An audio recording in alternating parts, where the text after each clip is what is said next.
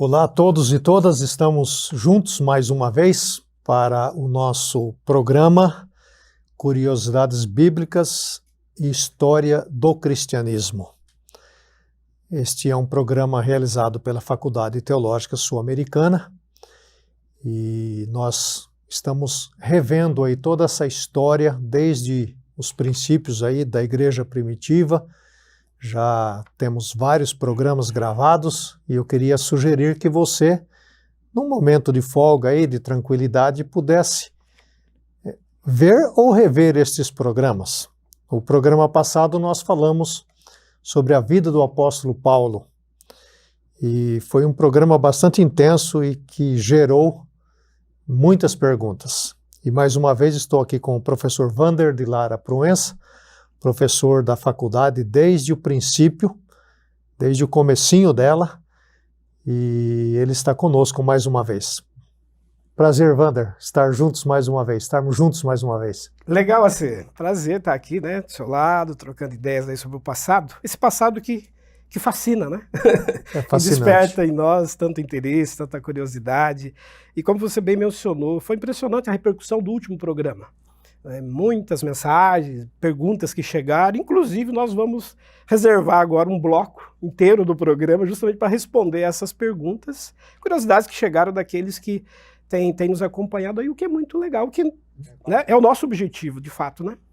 Então eu estou com o Wander, estou com o nosso produtor aqui, o Luciano, estamos fazendo todos os protocolos da Covid-19, atentos ao que está acontecendo e eu espero que você também. Como o Wander disse, o programa gerou muitas perguntas.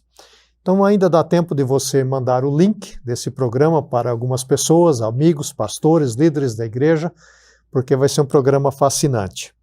Wander, no último programa falamos sobre Paulo e como você disse, o pessoal ficou curioso e nós resolvemos então fazer um Paulo 2. Vamos num primeiro momento responder algumas perguntas e no segundo momento olhar ainda e ampliar aí algumas questões a respeito da vida deste homem tão importante para o cristianismo. O Tiago Pedro da Silva, que é nosso aluno, disse o seguinte, que no final da aula foi mencionado, quando Paulo então vai para o martírio, relata aquela cena daquela mulher que entrega a ele um véu e Paulo devolve este véu a essa mulher e ela coloca sobre a sua cabeça e, segundo a tradição, ela volta a enxergar. Onde podemos buscar esta fonte? Sabemos que é uma tradição, mas como documentar isso um pouco mais? Você poderia esclarecer isso para o Tiago? Legal, obrigado, Tiago, pela questão, né? E aos demais também que enviaram as suas perguntas. Uma questão bem importante por conta de uma cena muito marcante, não é? A cura dessa mulher chamada Petronila. E nós encontramos, quando vamos estudar o passado, aquilo que os historiadores chamam de fontes. São os vestígios deixados pelo tempo. E, em linhas gerais, a gente poderia aqui identificar 4 tipos de fontes importantes para revisitarmos esse passado, tentarmos entender o que aconteceu lá. Um primeiro tipo de fonte são as fontes escritas.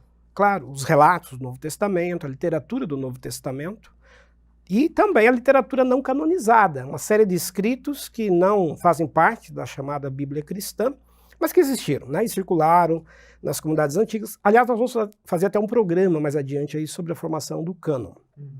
Então, esse é um primeiro tipo de fonte importante. Um segundo tipo, as fontes orais, que são os depoimentos transmitidos geração após geração.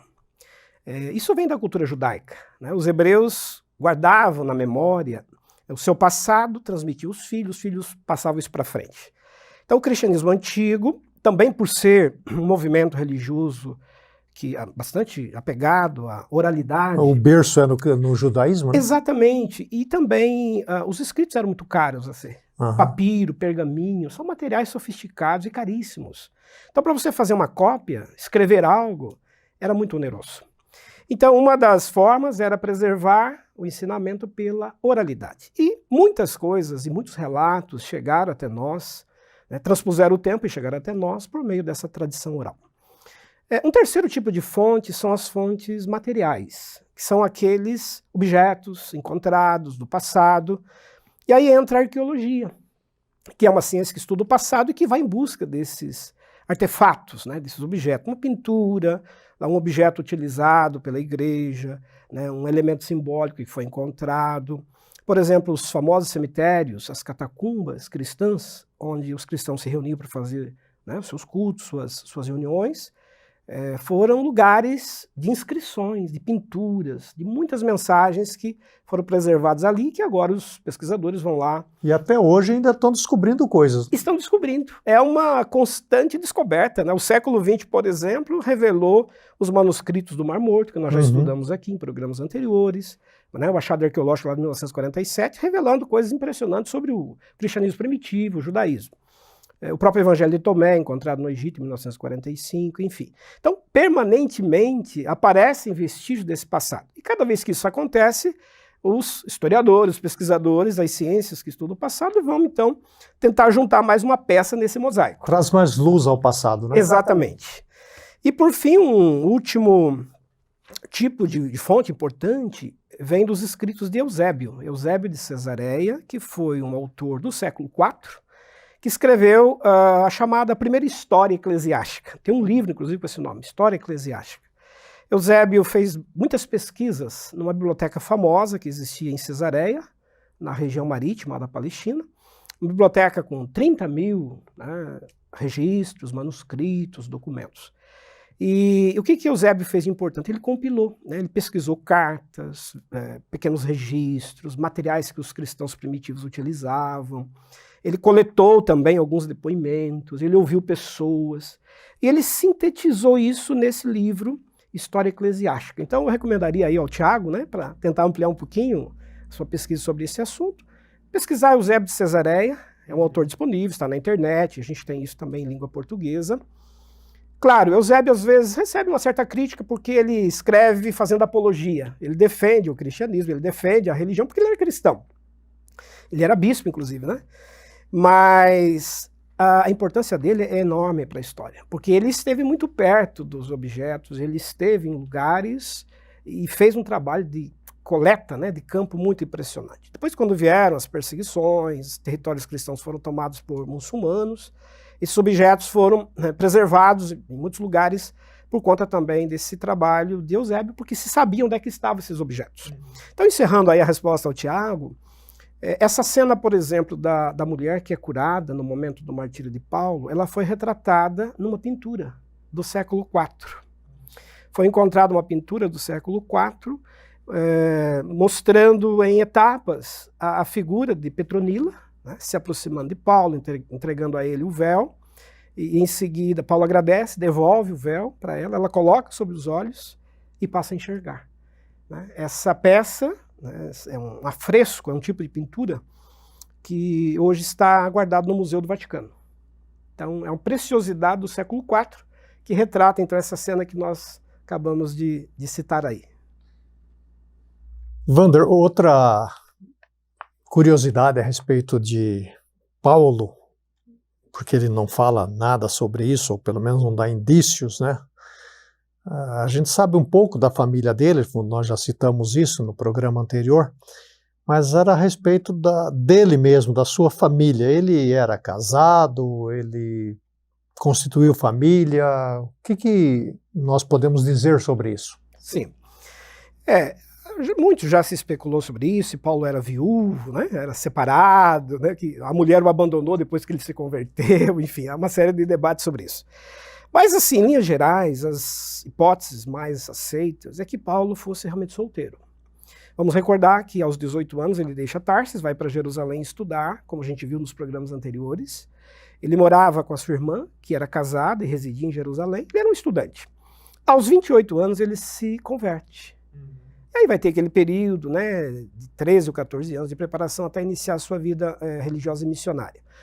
E tem uma passagem em Coríntios, 1 Coríntios 7,7, em que ele fala acerca da sua condição de vida, e ele diz assim: mas digo aos não casados e aos viúvos que é bom para eles que permanecessem como eu vivo. Então está falando para viúvos, né, e não casados, que vivessem como ele vive. Mas se alguém quisesse se casar, que assim...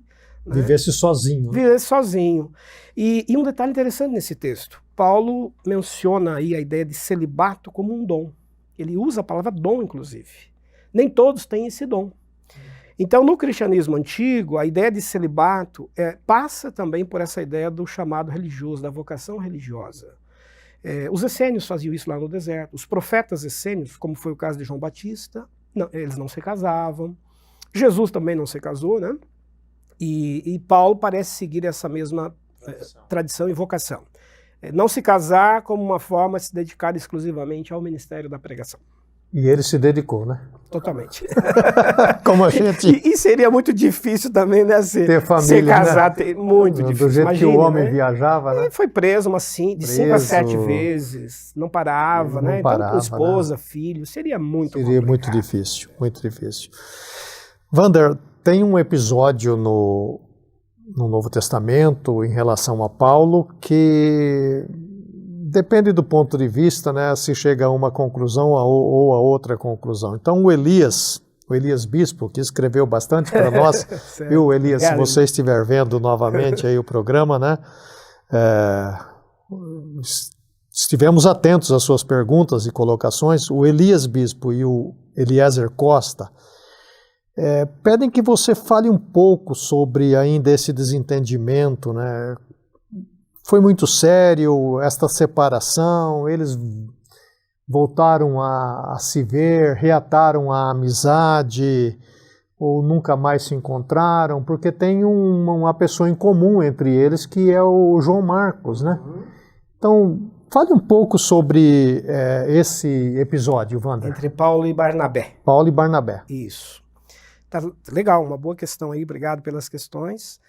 Então, de fato, o livro de Atos menciona que Paulo, né, e Barnabé, que depois serão companheiros na primeira viagem missionária, no primeiro momento chegaram a ter um certo desentendimento, por conta da questão judaizante. Barnabé, num dado momento, foi pego lá, comendo, conforme os judeus prescreviam e tudo mais, tentando agradar os judeus. Isso, de certa forma, gerou um descontentamento, né, em Paulo. Agradou os judeus e desagradou Paulo. Exatamente. Né? Porque Paulo queria justamente trazer uma mensagem de que essas coisas não eram mais necessárias, né, que eram costumes e tradições de um povo.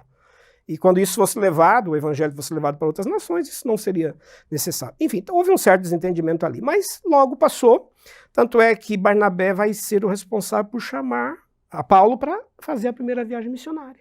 Barnabé era da igreja de Antioquia. Paulo, depois da conversão, passados já uns 13 anos, é procurado por Barnabé e diz, olha, Paulo, vamos elaborar um projeto missionário, uma viagem missionária. Paulo vai para lá, eles passam um ano ainda preparando a rota, né, o trajeto, fazendo os planejamentos. O livro de Atos diz, inclusive, que ficaram em oração e tudo mais. Pediram permissão para a igreja de Jerusalém e finalmente partiram. E levaram juntos João Marcos, que era sobrinho de Barnabé. E no meio da viagem há um certo desentendimento lá com o João Marcos. E ao ponto dele decidir voltar, né? Ele deixa a viagem e retorna. Então gerou um certo desconforto. Provavelmente esse desconforto se deu por conta talvez aí do apreço que João Marcos tinha pelo judaísmo, mais conservador. João Marcos era bem judaizante. E Paulo queria pregar de uma maneira mais livre aí, né, das questões judaizantes. E provavelmente foi um descontentamento nesse aspecto teológico, doutrinário, que levou João Marcos a retornar. Aí João Marcos retorna, termina a primeira viagem missionária, eles retornam para Antioquia. Aí prepara a segunda viagem. Ao saírem para a segunda viagem, aí Paulo e Barnabé também discordam com relação ao roteiro. E aí Barnabé decide seguir para uma outra rota, indo para Chipre, e leva João Marcos com ele. E Paulo escolhe daí Silas, que é o mesmo Silvano. E aí eles partem para rotas diferentes, mas foram cooperadores, foram auxiliares. Tanto é que algumas das cartas de Paulo, né, da escola paulina, muito provavelmente tiveram também a contribuição de Barnabé. Mais tarde, o João Marcos vai trabalhar com Pedro. É bom lembrar para quem está nos acompanhando que o Evangelho de Marcos, que a gente tem hoje, foi escrito justamente por esse João Marcos, que foi um discípulo de Pedro. João Marcos trabalhou com Pedro em Jerusalém, depois partiu para Roma. E em Roma, no ano 65, ele redige o Evangelho de Marcos, que, na verdade, são pregações de Pedro. São depoimentos e testemunhos orais de Pedro. Tanto é que, em alguns manuscritos antigos do Evangelho de Marcos, aparece o título Evangelho de Pedro. Então, Marcos foi, na verdade, um autor, né, um copista, ele relatou. E por quê? Porque João Marcos tinha uma visão bem mais judaizante, que era a visão de Pedro. Mas aí, para encerrar, tem uma curiosidade. No final da vida, um pouco antes de ser martirizado, Paulo, ao redigir as suas últimas cartas, ele menciona lá a Timóteo que ele queria ter João Marcos com ele. Peça a João Marcos que venha estar comigo. Mostrando, assim, um reencontro, um recomeço. Acho que o tempo, né, amadurece as coisas, certamente. O próprio movimento cristão, que num primeiro momento foi muito tenso, acerca de decisões que precisam ser tomadas. E esses líderes no futuro vão se encontrar, Paulo e Pedro, inclusive, vão se aproximar, e será o caso também de Barnabé e João Marcos. Então, encerrando, há um reencontro, digamos assim, mais ao final da vida entre esses líderes. A gente não pode esquecer, né, Wander, já vimos isso nos programas anteriores, que esse pessoal todo estava debaixo de muita pressão. Muita pressão de todos os lados, eram os judeus, eram os romanos, os próprios gentios, enfim, a igreja já tomando partidos, né? Então não era uma coisa tão simples assim. E esse reencontro de Paulo com João Marcos, para mim, Wander, eu vejo como se Paulo estivesse estendendo a destra da comunhão ao Barnabé. Né? Chegando a Barnabé por meio do Marcos. Por meio de Marcos, né? É muito interessante isso, né? E a importância de João Marcos no cristianismo, como o Wander falou, é muito grande. Então aí atribui-se aí, nesse sentido, a influência do Barnabé sobre a vida dele, né? Wander, outra questão que nós conversamos e que desperta ainda curiosidades e as pessoas querem comentar um pouco mais, né, como é o caso do Ivan Felipe, do Pedro Batista, falar um pouco sobre o espinho na carne. Por que as pessoas são tão contraditórias ou estudiosos não chegam a uma conclusão? E era uma doença, era algo físico, emocional, enfim, fale um pouco mais sobre essa questão do espinho na carne, que virou até, como nós falamos, uma frase. Sim, né? Verdade. Até hoje, né? Até hoje. As pessoas usam essa frase como, né, o espinho na carne, né? Sem dúvida, uma coisa que incomoda, né? Incomoda, porque todo mundo aí que já teve um espinho, né, uma lasca de madeira na carne, sabe que incomoda bastante, né? É pequeno, mas incomoda. Incomoda, né? muito, né? De fato, é um assunto bastante controverso, polêmico, porque o próprio autor, no caso Paulo, não dá detalhes, não é? Ele menciona de forma indireta que sofria muito com isso, era humilhado de certa maneira por causa disso, era acusado por causa disso, e pede a Deus, né? Ele diz, eu cheguei a orar por 3 vezes para que Deus me libertasse disso e tudo mais, e sempre a mesma resposta divina, né? A minha graça te basta. Enfim, então, isso deu margem para uma série de especulações, mas como a gente mencionou em programas anteriores, ainda hoje, digamos, de uma forma um pouco mais consensual, se entende que esse espinho na carne seja um problema físico, um problema visual. Paulo tinha dificuldades para enxergar. E por que isso era um espinho na carne? Por conta da sua origem judaica, farisaica, né? Os fariseus, a gente viu isso no programa anterior, considerava a cegueira como uma maldição. Maldição dos antepassados, né? Quem pecou para que ele nascesse cego? A pergunta que fizeram lá para Jesus. Então, para um fariseu, doutor da lei, que tantas vezes condenou aqueles que eram cegos, agora ter dificuldade para enxergar era um grande incômodo. E muito provavelmente ele passou a enxergar menos depois da conversão no caminho de Damasco, porque ele ficou cego por 3 dias, né? Ananias ora por ele. O clarão mais. Lá, né? Exatamente, fica por um tempo sem enxergar, depois ele recupera a visão, mas pelo que, né, se deduz, essa visão foi recuperada parcialmente. E Paulo, quando escreve as cartas, diz, veja com que letras grandes eu vos escrevo. Em outros momentos diz, a assinatura é do meu próprio punho. Ou seja, ele mesmo não escrevia, escrevia muito pouco. Alguém está escrevendo por ele. E talvez o dado mais evidente está em Gálatas 4, quando ele vai pregar aos Gálatas pela primeira vez, e ele diz assim, quando eu cheguei lá, ficaram tão compadecidos da minha condição que queriam arrancar os seus olhos para me oferecer. Por quê? A região da Galácia era famosa pelo tratamento oftalmológico, colírios, algum tipo já de cirurgia e tudo mais. Então, muito provavelmente, Paulo foi para lá em busca de algum tratamento para visão e lá foi recebido, né, por cristãos e pessoas que já o conheciam e ficaram muito compadecidos da condição dele. Então, resumindo, esse espinho na carne vai acompanhá-lo por toda a vida e será um pouco dessa humilhação, dessa condição de se tornar pequeno depois de ter sido tão grande no judaísmo. Uhum. E eu quero sugerir que vocês vejam ou revejam o programa anterior sobre Paulo, onde o professor Wander dá uma explicação um pouco mais longa sobre isso. E não esquecer também que Paulo era um estudioso, nós mencionamos isso no programa passado, e ele lia muito. Então, você pode imaginar aí a dificuldade de uma pessoa quase cega para ler os textos, então ele precisava de ajuda dos seus companheiros, porque ele estava constantemente lendo o Antigo Testamento para fazer toda aquela transição que nós já mencionamos no programa anterior, né? Então, imagina você não enxergando direito, né? Hoje a gente cria alternativas, né? Tem alternativas, você usa um óculos para leitura de perto, mas quem tem problema de ler de perto, igual eu tenho, por exemplo, é uma dificuldade imensa você ler.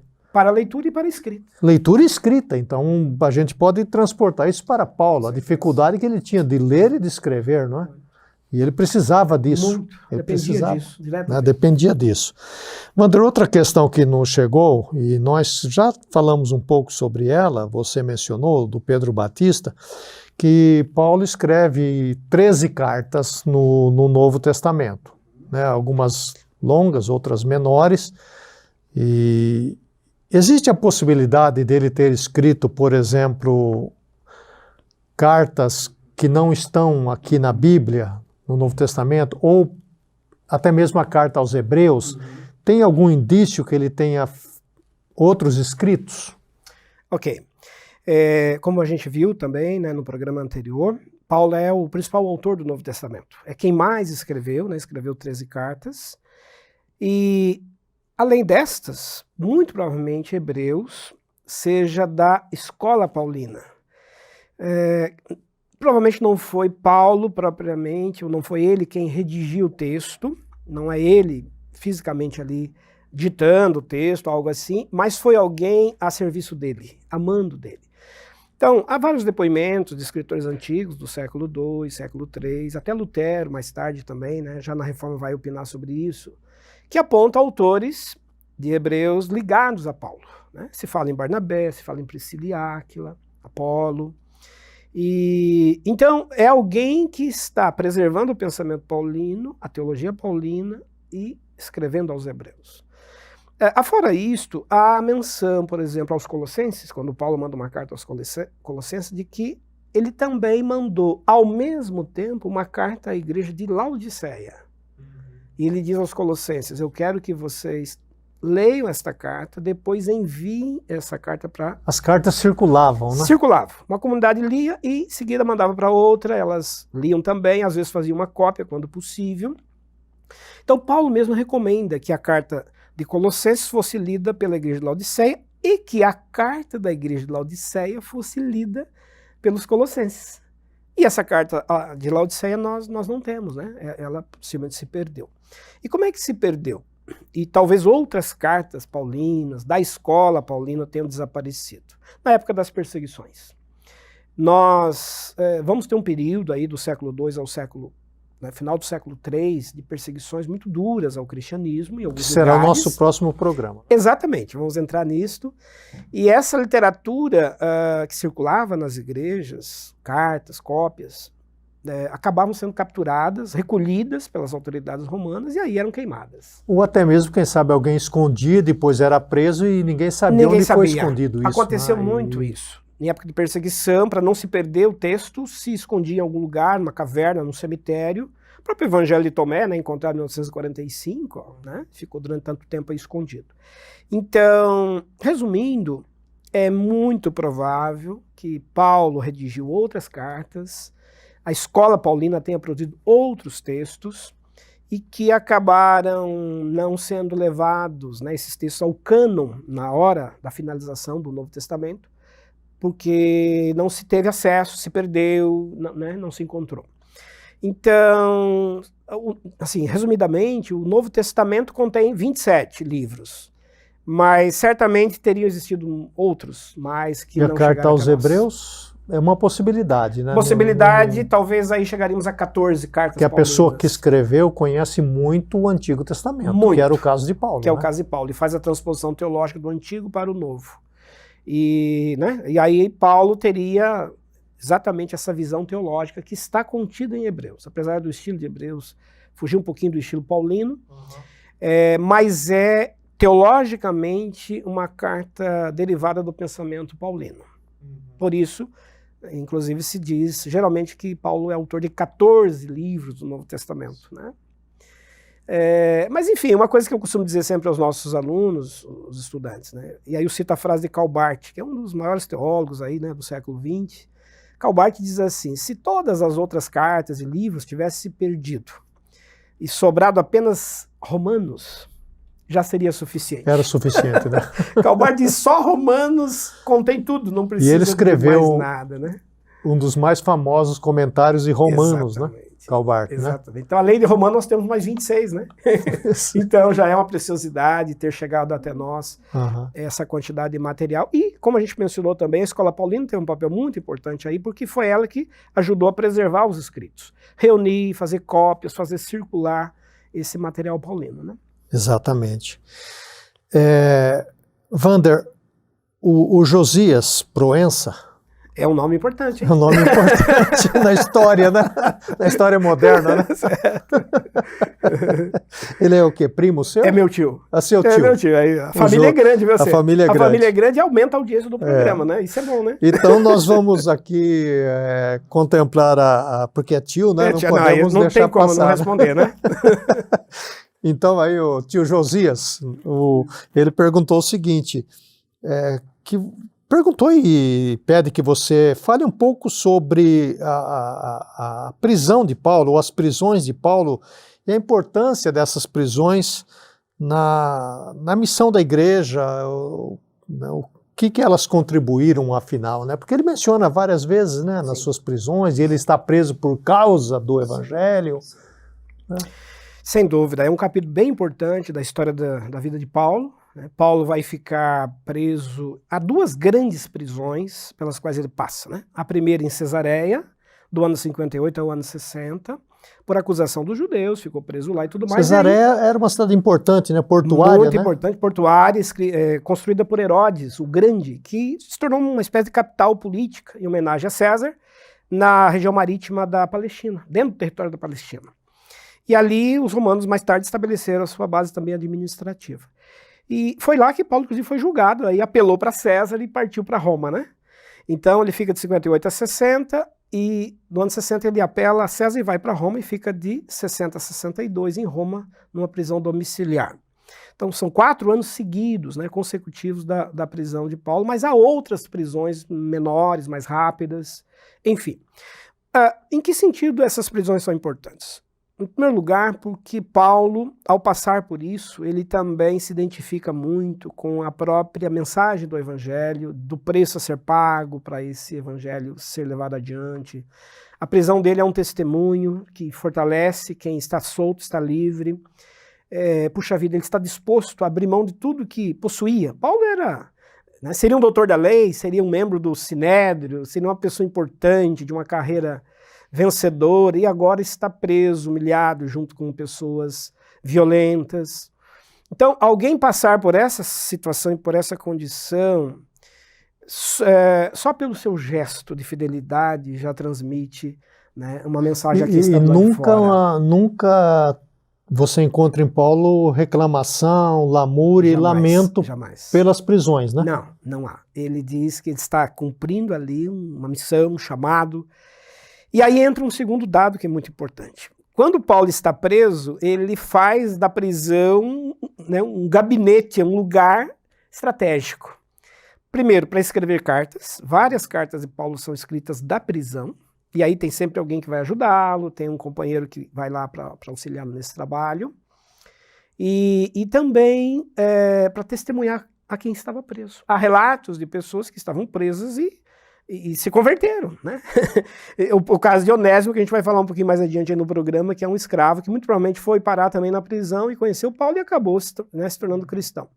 Então, nesse sentido, Paulo, mesmo preso, faz daquele lugar, daquele ambiente, um ponto estratégico para poder difundir a mensagem do Evangelho. E também tem o aspecto da solidariedade dos seus companheiros. Sim, e de algumas igrejas muito, para com ele muito. Na prisão. Né? Sim. Então a gente vê também essa rede de solidariedade. Essa rede de solidariedade. Né? Não era só dele para cá, mas era também desse povo para lá. Sem né? dúvida. Há um amparo, uma ajuda, há pessoas que o visitam, que estão muito... A carta que ele escreve aos Filipenses, né? Ele menciona isso, né? O cuidado da igreja, né? Que é em aportar recursos financeiros para ele. Para ajudá-lo. Para ajudá-lo, né? Sim. Muito bom. Então tá aí o tio Josias respondido a sua pergunta. E temos mais duas, Wander, para encerrar essa parte, porque de fato suscitou, né, uma curiosidade imensa por parte do nosso público, né? No programa passado, o Gildásio Fernandes disse que você disse sobre 3 escolas de formação da religião judaica nos dias de Jesus.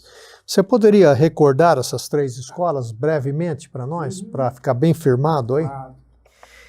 Existiam 3 principais escolas de formação de líderes dentro do judaísmo nos dias de Jesus. Um primeiro grande centro estava no templo, era a escola farisaica, dos doutores da lei, na qual Paulo foi estudar junto com Gamaliel. Então, a escola dos fariseus, que formava intérpretes, pesquisadores da lei, tradutores, a parte jurídica também de Israel. A segunda escola era dos saduceus, que é a escola que formava os sacerdotes, os liturgistas, os músicos, aqueles que cuidavam das cerimônias do templo, aqueles que cuidavam do rito judaico, desde uma circuncisão de uma criança recém-nascida até o sepultamento. O templo de Jerusalém é uma grande estrutura, um grande complexo. A vida judaica circundava, né, em torno do templo. Então, é preciso ter uma formação, um preparo. Então, há uma escola sacerdotal, uma escola de sacerdotes dentro do templo de Jerusalém, capitaneada pelos saduceus. E uma terceira escola estava no deserto, que é a escola dos essênios, que formava profetas, para onde, né, João Batista teria ido na infância. Provavelmente Jesus teve um contato com eles também naquela fase dos 12 aos 30 anos, nós já citamos aqui. Jesus foi batizado, inclusive, lá.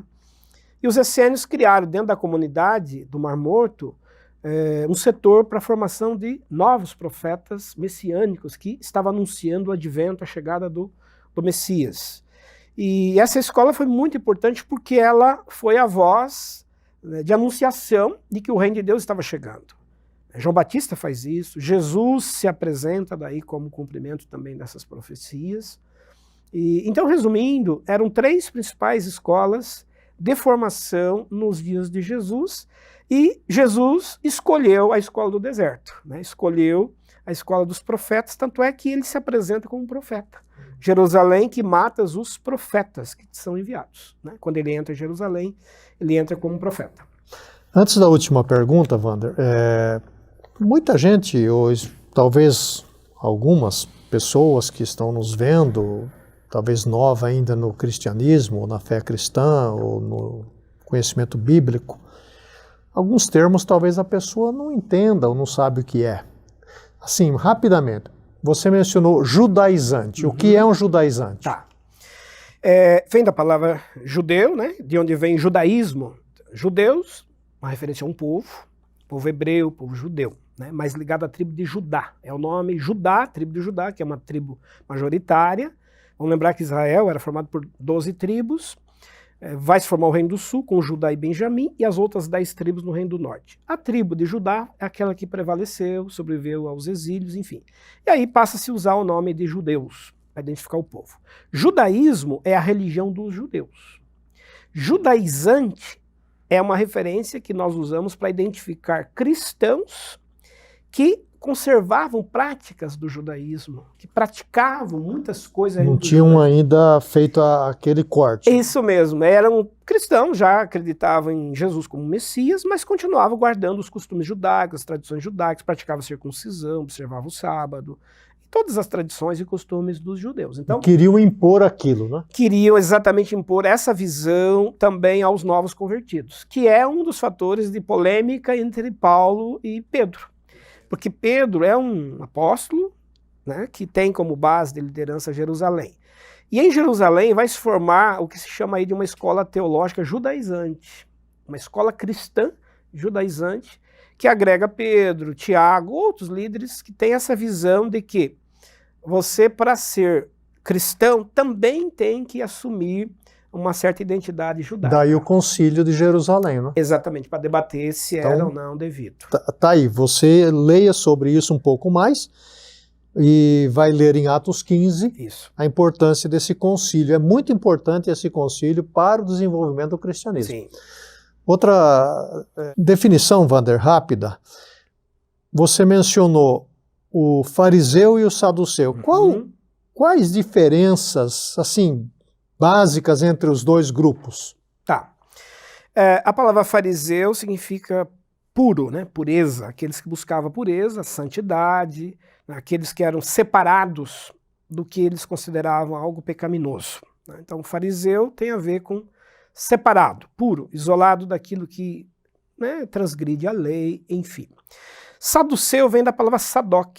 Sadoc foi um antigo sacerdote no judaísmo, lá da tribo dos levitas, né, da linhagem de Arão, que é, digamos aí, o progenitor da tradição sacerdotal em Israel. Então, em homenagem a Sadoc, esse partido religioso que passa a administrar o templo de Jerusalém depois da revolta dos Macabeus, nós já até estudamos aqui anteriormente, né, os Macabeus fizeram uma revolta no ano 167 e conseguiram recuperar a autonomia política de Israel e dos judeus. Aí, terminada a guerra, eles vão distribuir as funções administrativas. É quando os saduceus vão assumir toda a parte administrativa e litúrgica do templo, e aí passa a utilizar o nome de saduceus em homenagem a esse antigo sacerdote. Significa, etimologicamente, sacerdote. Os saduceus são sacerdotes. Eles não se davam muito bem, não, né? Não se davam. Apesar de ser do mesmo exatamente. povo, né? E há tensões entre esses grupos, né? Fariseus, saduceus. E o Paulo usa isso, né? Uma certa ocasião, sim, né? A sim. benefício dele, né? Sem dúvida. Porque são grupos que cuidam de funções, né? E o Templo de Jerusalém não era só um lugar de culto, né? Nós já vimos isso também. O Templo de Jerusalém era um local jurídico, é uma instância que... útil para o uso, né?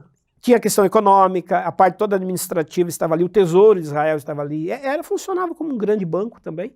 E onde tem dinheiro, tem poder, tem cargo, tem disputas e tensões, né? É verdade.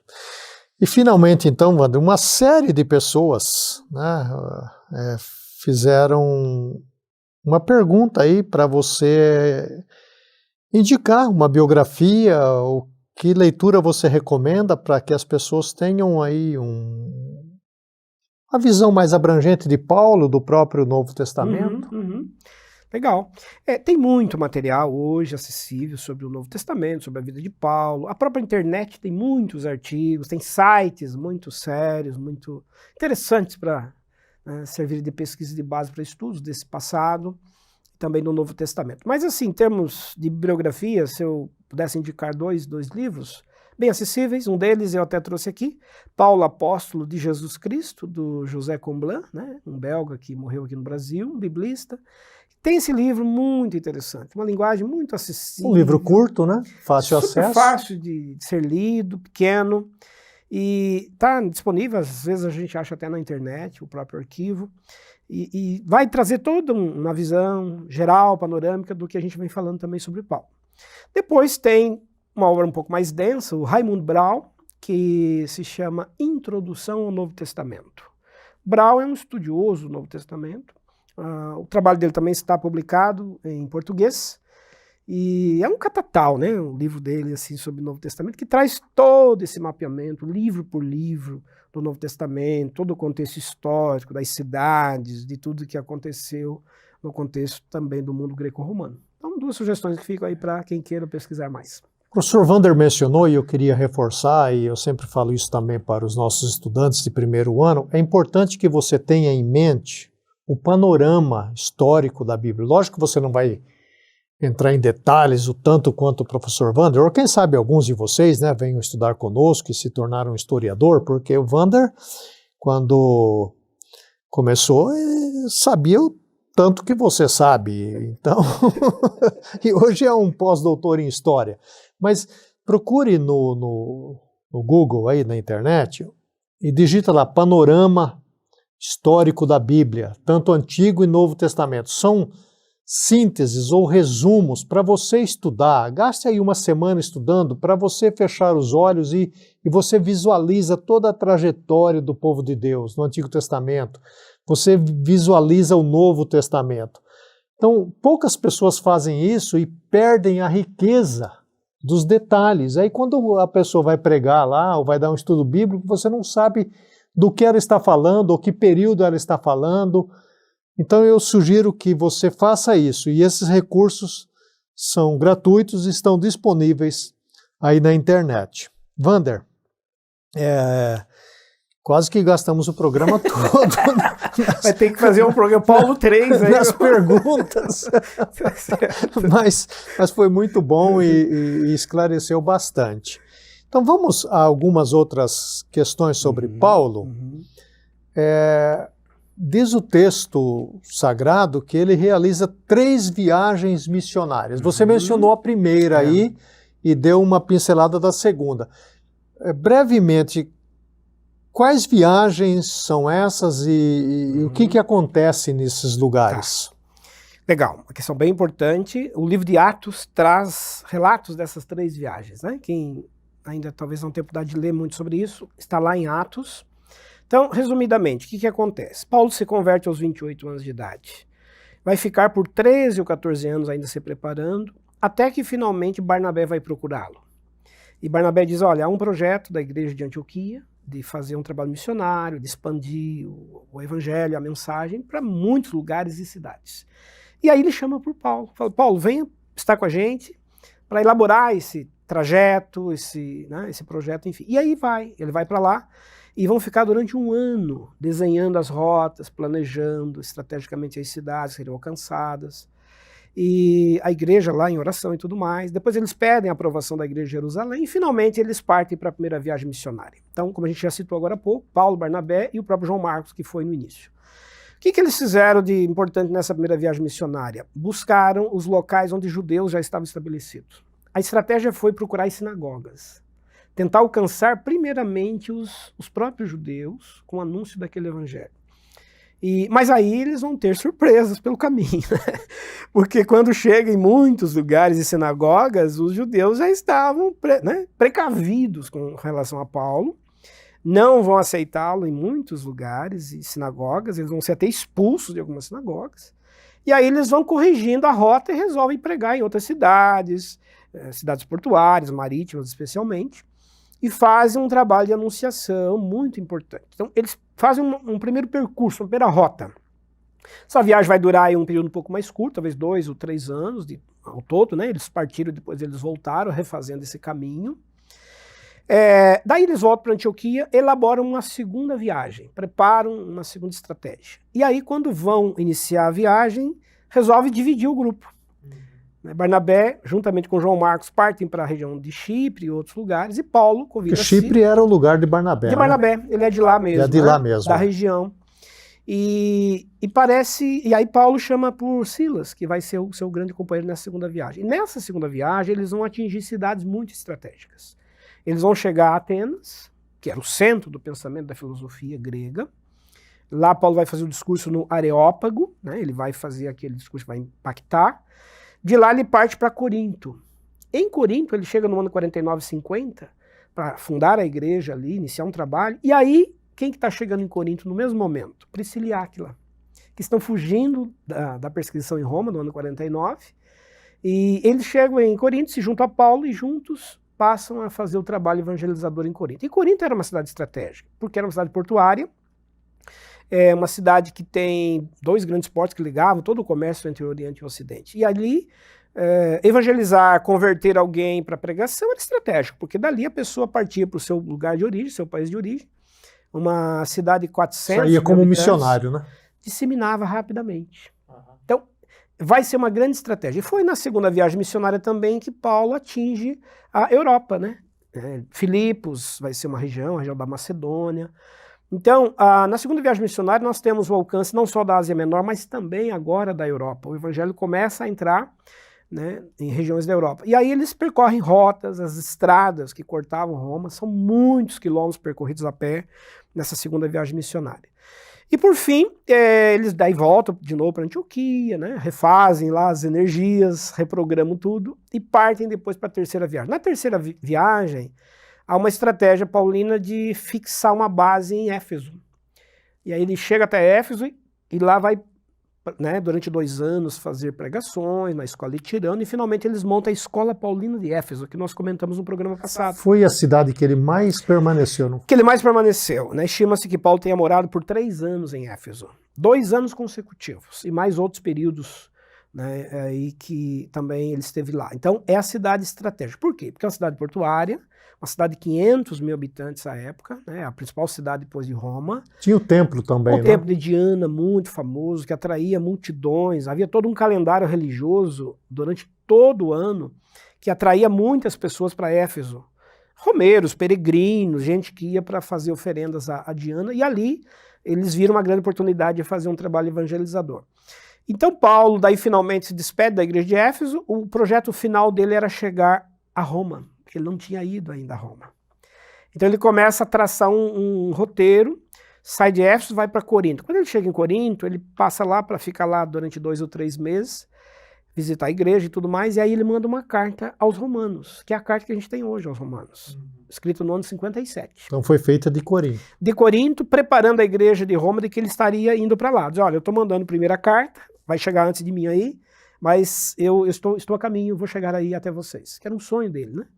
Só que aí, antes de ir para Roma, ele resolveu passar em Jerusalém. Aí que a coisa pegou, né?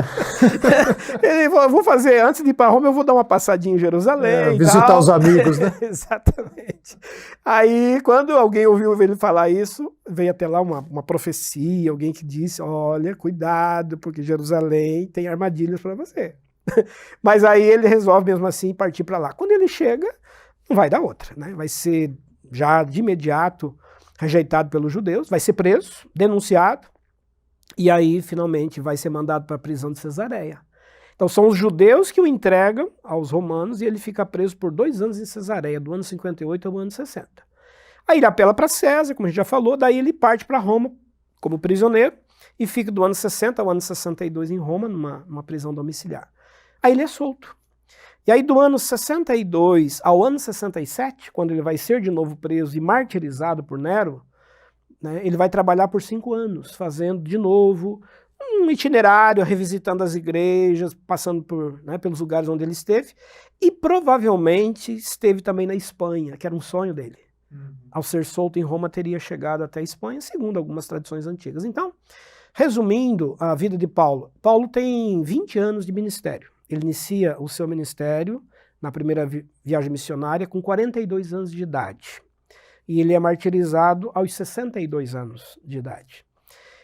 Nesses 20 anos da vida de Paulo, nós temos 4 anos de prisões, né, de tempo imediato, consecutivos. Então, do ano 58 ao ano 62, são 4 anos. Em torno de 11 anos fazendo as 3 viagens missionárias. E aí nós temos os últimos 5 anos que ele faz esse percurso antes de ser preso e ser martirizado, totalizando 20 anos de ministério. Como você pode ver, termos de tempo, né, não é um tempo enorme de ministério. E essas viagens todas, essas igrejas, as cartas, né?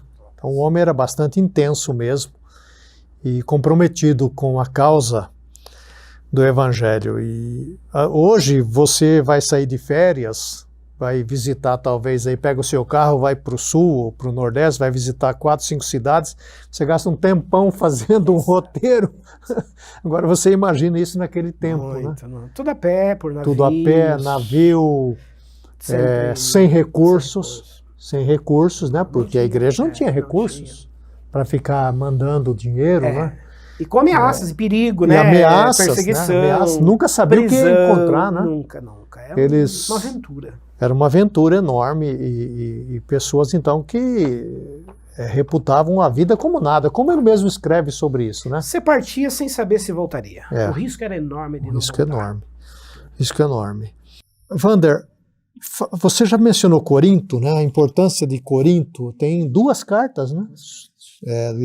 Aos Coríntios, né?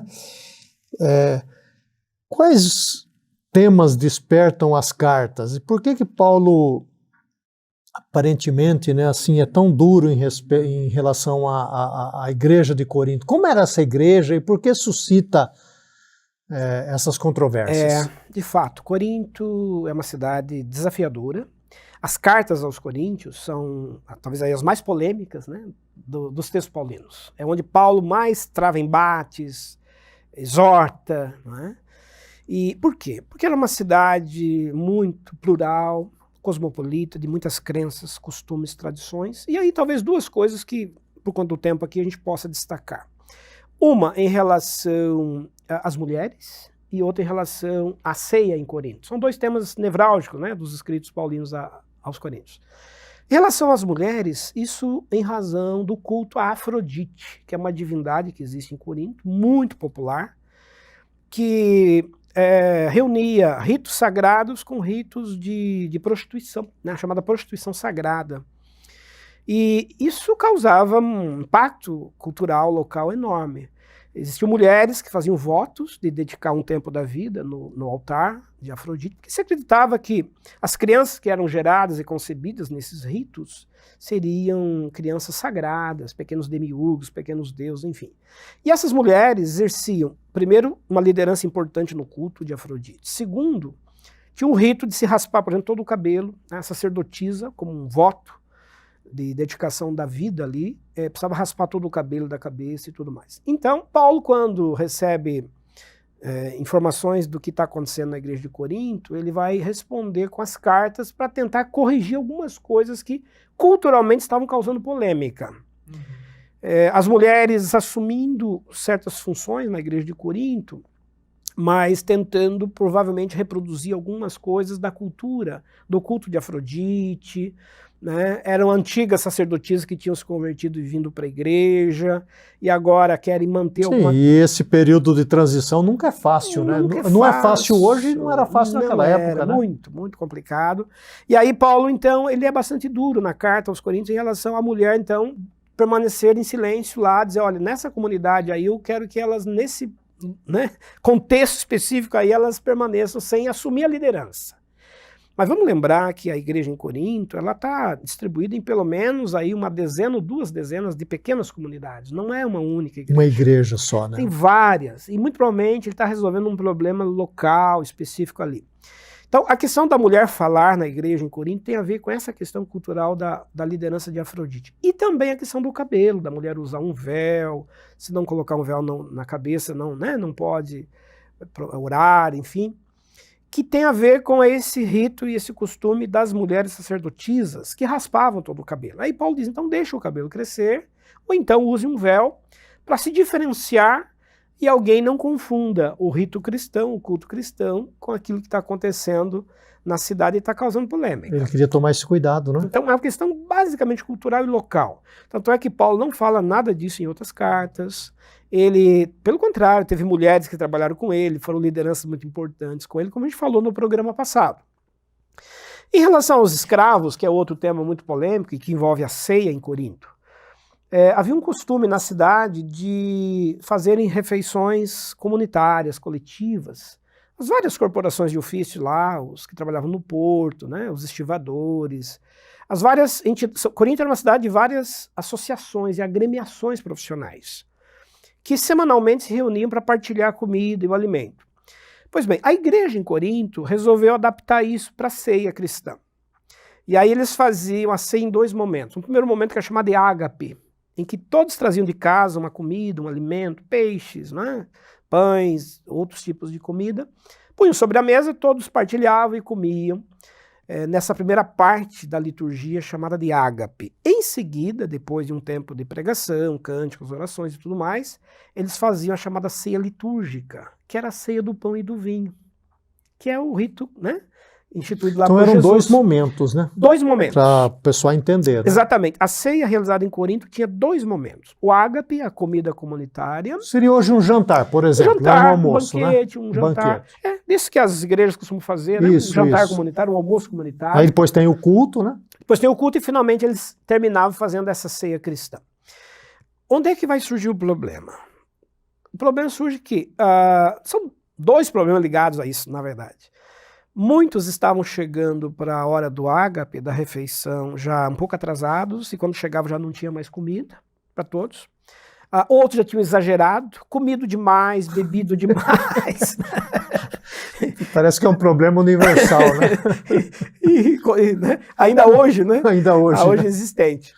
E aí Paulo manda uma carta dizendo, olha, vocês estão, alguns comendo demais, bebendo demais, enquanto outros não têm, né? Estão ficando sem o alimento. E aí ele corrige esse comportamento na carta aos Coríntios.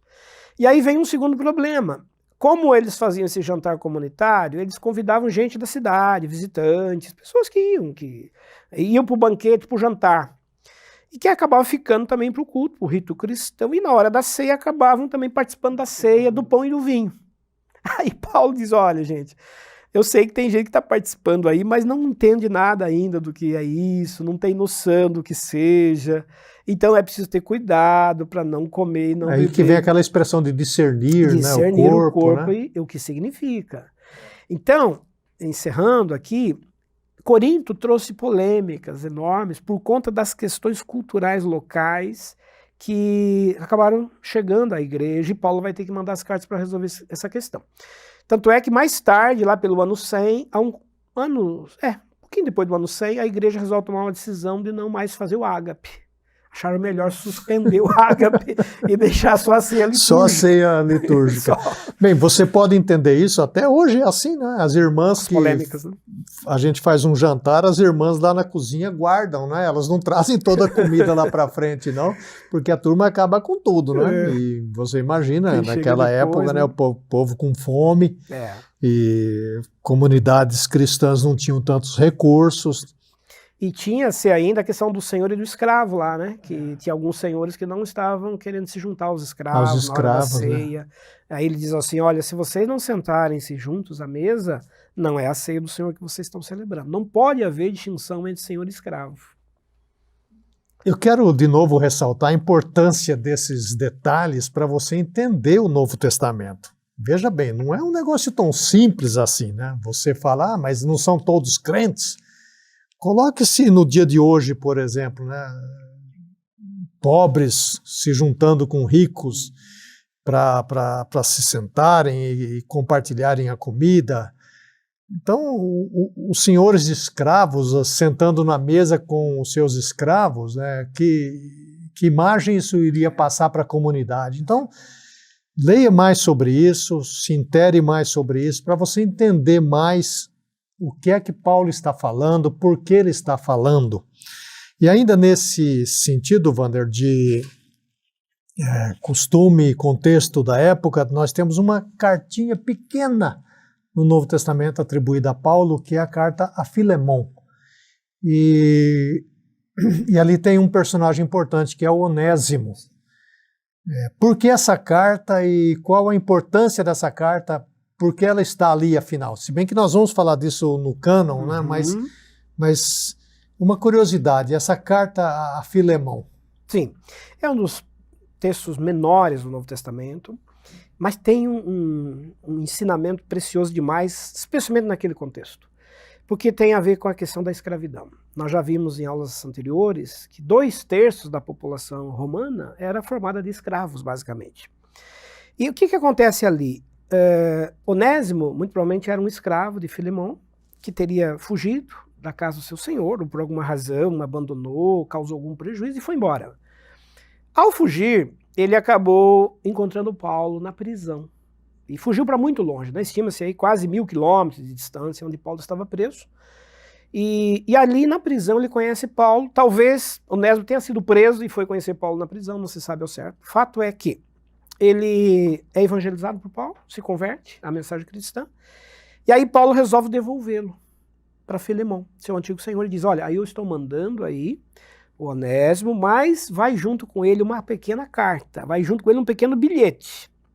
E nesse bilhete eu estou dizendo que você, Filemão, deve tratar agora o Onésimo como um irmão, não mais como escravo. E aí está a grande mensagem revolucionária do cristianismo antigo. Fazer com que as distinções sociais de senhores de escravos sejam abolidas. Porque o senhor, depois que recapturava um escravo, ele tinha direitos de imprimir uma série de castigos a esses escravos. Há relato, inclusive, de uma marca física que era colocada na testa desse fugitivo.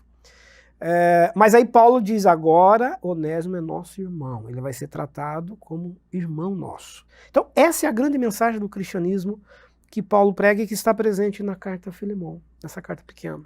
E está presente até hoje, porque o cristianismo é revolucionário neste sentido, que na pessoa de Jesus a gente já não tem mais estas distinções. E seria muito bom a gente continuar lendo e relendo a carta a Filemão e aplicar os conceitos de Paulo para os dias de hoje, não é, Wander? Wander, para a gente encerrar o nosso programa sobre Paulo, fale da sua própria experiência, visão. O que esse homem representa para você como um pesquisador, como um estudante da Bíblia também, um pastor, um pregador, um historiador? Fale da sua impressão de Paulo. O que você deixaria para os nossos ouvintes? Tá, isso. Paulo é, eu diria, o grande responsável por dar ao cristianismo, ao movimento cristão, a sua identidade, a sua emancipação. Se não fosse Paulo, muito provavelmente o movimento cristão seria um movimento apenas judaizante, um ramo do judaísmo, uma seita judaica, algo desse tipo. Paulo é quem faz a mudança, a ruptura, a emancipação teológica do movimento ligado a um povo, a uma etnia, a um grupo, para que esse movimento se torne um movimento universal. Ele é o grande antropólogo do cristianismo, José Comblan fala isso nesse texto. É o grande antropólogo, ele fez a grande passagem cultural. Então, resumidamente, ele é o fator determinante para que o movimento cristão pudesse ser levado à frente e pudesse transpor o tempo e chegar até nós, tivesse sobrevivido enquanto organização.